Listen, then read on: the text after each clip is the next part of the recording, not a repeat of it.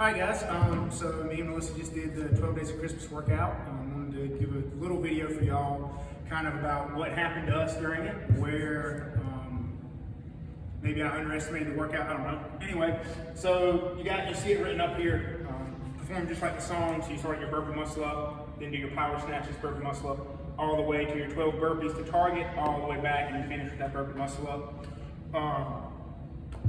Didn't want to do a whole lot of warming up for this one just because there's so much accumulative volume, and that 115 bar is a little bit heavier, 115.85 is a little bit heavier than normal. I should have warmed up handstand push-ups. This was by far the limiting factor to me. I do think that ended up playing to my advantage a little bit just in the long run because I forced myself to take more of a break here than what I wanted to. But make sure you warm up, whatever is going to be your limiting factor, make sure you warm that up enough, and probably more than everything else. Because the bar shouldn't be heavy where it's like you're going to fail any reps, but it is designed to be a little heavier to make you put a little more effort into it where you're not just like going through the motions. So what was the hardest part for you? The thrusters were the hardest part for me. They were the heaviest.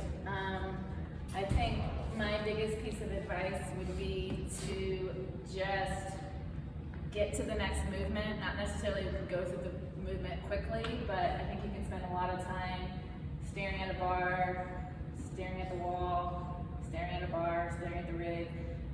So just get to the next thing as quickly as possible. Try to minimize your transition because it's not going to get any easier.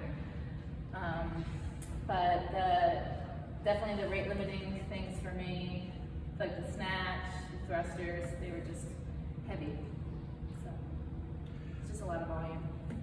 Going back to where I think the handstand push-up or the strict handstand push-up, that being my rate limiting factor, ended up benefiting me is I refused up until maybe set 9 to only get chalk right before the handstand push-ups. Now, in reality, you don't need chalk to do handstand push-ups, but that was like my mental break. Okay, you can get chalk here. Like, this is where you're gonna take a second and get chalk. Other than that, like I refused to get chalk up until I think round 9, and then round 9 for the toes where I think I get chalk. All right. Coach Ben, do you want us using different weights for the different barbell movements, or would you rather have us stay at the lightest weight? That's a great question, Greg. No, I would like you to stay with the same weight for all of it. So these deadlifts and back squats should be a really lightweight. Clean and jerks, fairly lightweight. But I want you to stay at the same weight for all the barbell movements. That would take too long to transition. Yeah, it'd take way too long trying to transition weights. Yeah. Coach Ben, I have another question. What if we can't do muscle ups? If you can't do muscle ups, what I would recommend is doing a burpee and then 3 pull-ups and 3 either bar dips or ream dips or dips on your box for your box jumps. What if we can't do strict handstand pushes, or we can only do 1 or 2? Then you can do kipping. Asking what? What's the time to beat?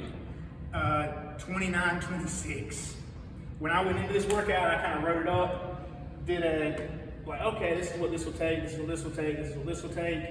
It's just a cumulative effect. Even like Melissa said, if you were moving quickly, I think there was one point I think I stared at the handstand push-up mat for probably 45 seconds. Like I was just like, I'm not ready to do these.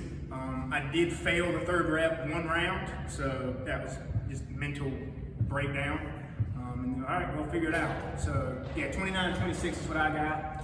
I got 29:42. Is there a time cap? We will have it set up, hopefully for tomorrow, for most of the classes, for you to have a rower and a rower and a barbell already in your square, rower box and a barbell already in your square.